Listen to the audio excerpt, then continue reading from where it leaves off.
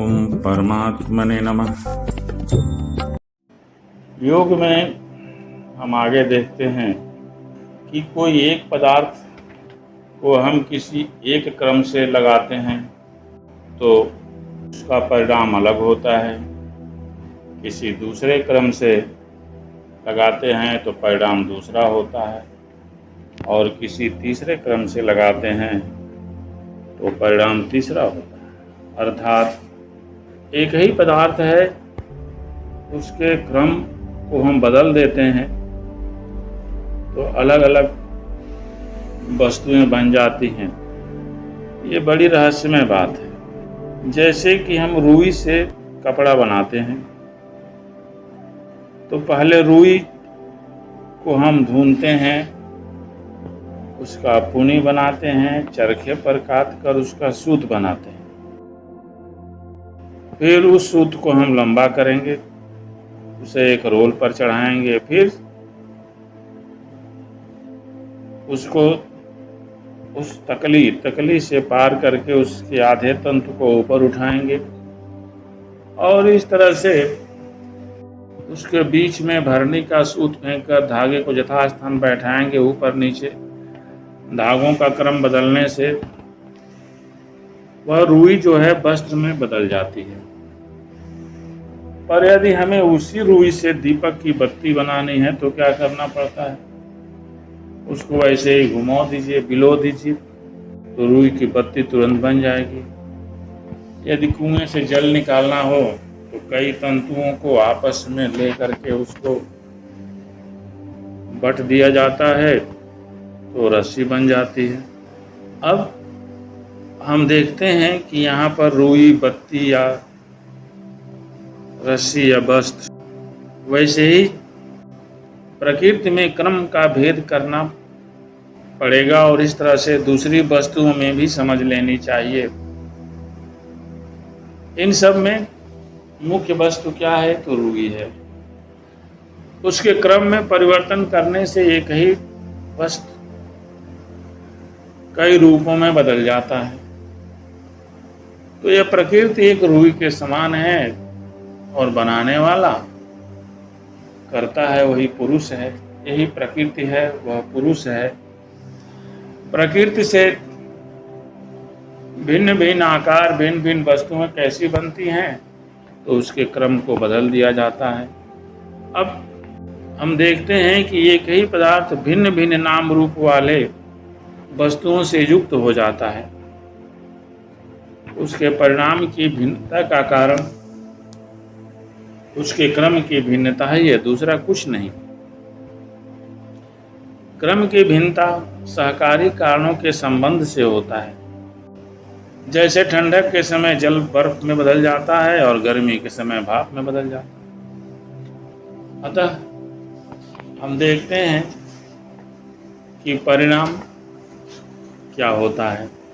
परिणाम तीन तरह के होते हैं: धर्म परिणाम, लक्षण परिणाम और अवस्था परिणाम। इन तीनों परिणामों धारणा, ध्यान और समाधि कर लेने से योगी को उनका साक्षात्कार होकर भूत और भविष्य का ज्ञान हो जाता है। मतलब यह है कि जैसे वर्तमान वस्तु के विषय में योगी यह जानना चाहे कि इसका मूल कारण क्या है।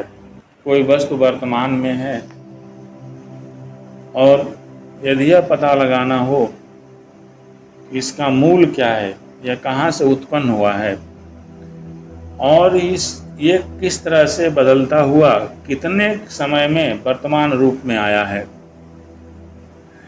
ये अतीत से लेकर वर्तमान तक का ज्ञान इससे मालूम पड़ जाता है। और भविष्य में किस प्रकार बदलती हुई कितने समय में किस प्रकार यह अपने कारण में फिर से विलीन होगी। तो यहाँ यह देखने वाली बात है कि जिसकी जहाँ से उत्पत्ति होती है, अंत में वह कई परिणामों से गुजरती हुई उसी में विलीन भी हो जाती है।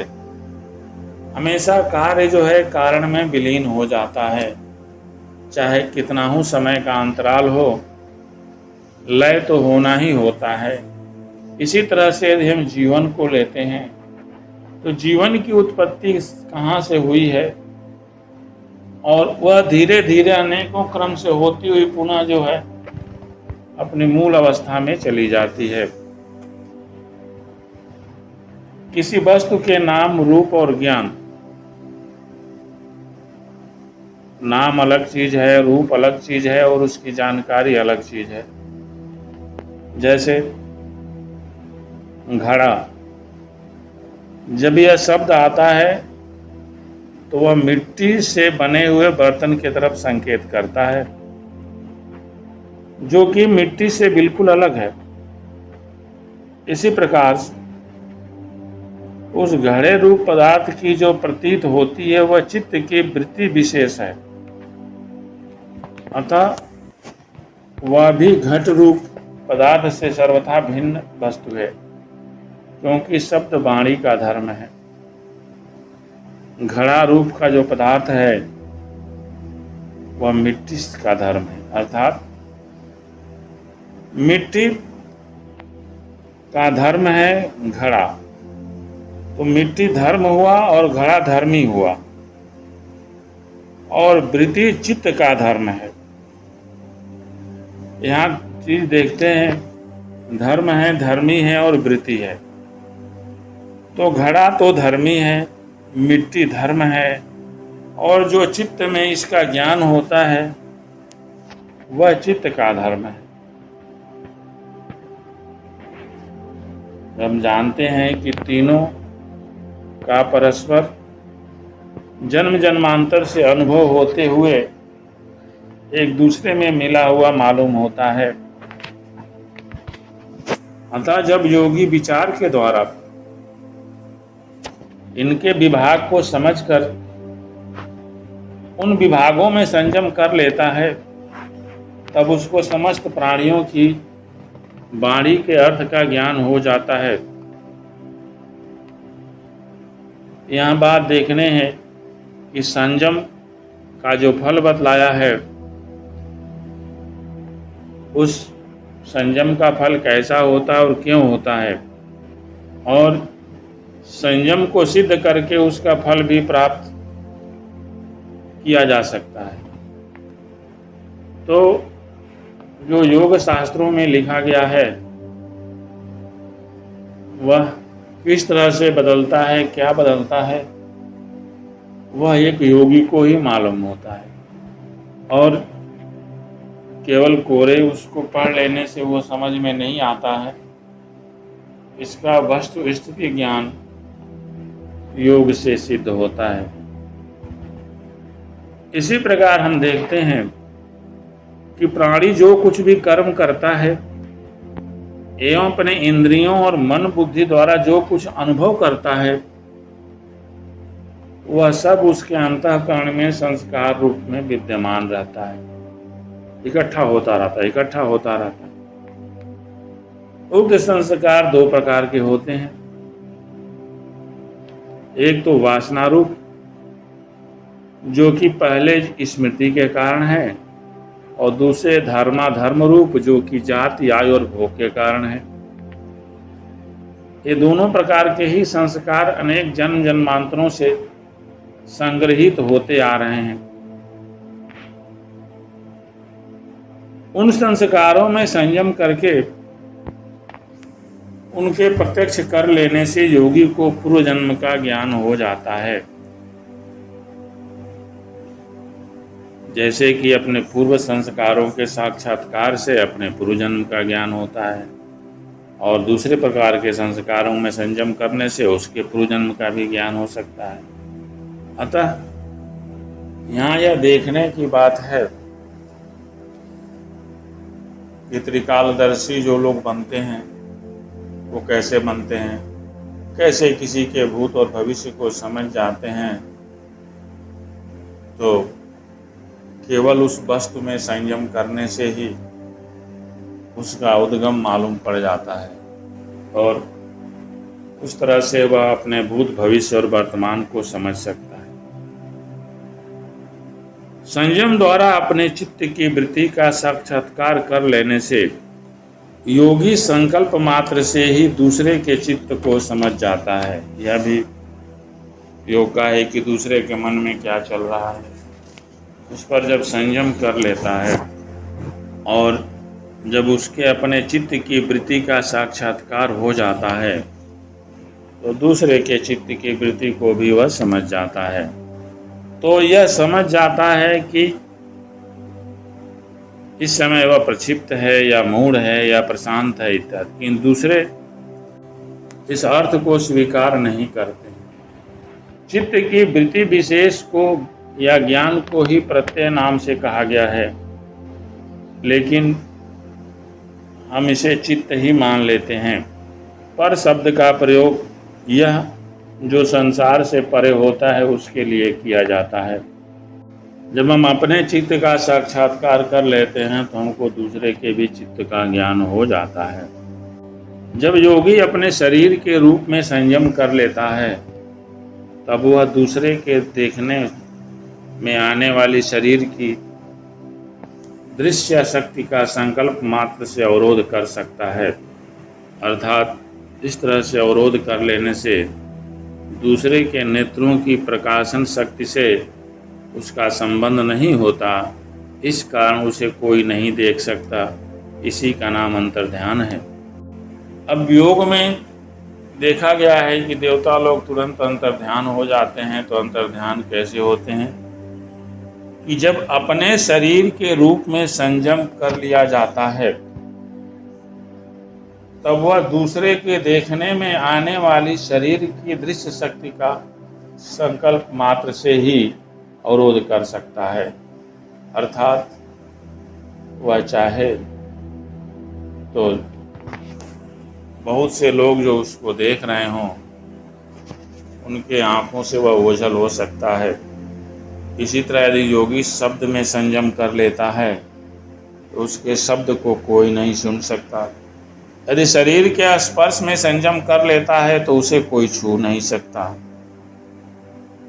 इसी प्रकार हम जहाँ जहाँ अपने मन को संयम कर लेते हैं वहाँ वहाँ ये सिद्धियाँ मिल जाती हैं। प्रायः हम जानते हैं कि ईश्वर प्राणिधान में जब हम ईश्वर की तरफ बढ़ने के लिए साधना करते हैं तो हम इन योग मार्गों से होते हुए निकलते हैं। और जब इन योग मार्गों से होते हुए निकलते हैं तो जन्म जन्मांतर के बाद यदि हमें देवत्व की योनि भी मिलती है या कोई भी ईश्वरीय शरीर मिलता है तो हमें भूत भविष्य और वर्तमान ये सब का ज्ञान हो जाता है। अंतर्ध्यान होने की क्षमता हो जाती है। बोलने पर भी शब्द सुनाई नहीं देते हैं, इसका भी जो है स्वरूप हो जाता है। अब हम देखते हैं कि मनुष्य के आयु का निर्माण कैसे होता है। कौन से कर्म होते हैं जो उसकी आयु का निर्माण करते हैं। ये दो प्रकार के होते हैं। पहला है शोभ कर्म और दूसरा है निरूप कर्म। जिनके फल का प्रारंभ हो चुका है, जो कि अपना फल देने में लगे हुए हैं, इसे शुभ क्रम बोलते हैं। और निरूप क्रम क्या होते हैं कि जिसके फल का भोग अभी प्रारंभ ही नहीं हुआ है। अब इन दोनों प्रकार के कर्मों में संयम करके जब मनुष्य इनको इस तरह प्रत्यक्ष कर लेता है कि कौन कौन से कर्म कितने अंश में अपना फल दे चुके हैं और कौन से कर्मों का कितना फल भोग बाकी है और इनकी गति के हिसाब से कितने काल में दोनों प्रकार के समस्त कर्मों की समाप्ति हो जाएगी, तब उसे अपनी मृत्यु का अर्थात शरीर नाश के समय का पूरा पूरा ज्ञान हो जाता है। योगी को अपने शरीर नाश का पूर्ण ज्ञान हो जाता है। योगी कहें या ईश्वर कहें या भगवान कहें या महापुरुष कहें, उसको अपने भूत भविष्य और वर्तमान सब का ज्ञान होता है, लेकिन वह प्रकट नहीं करता है।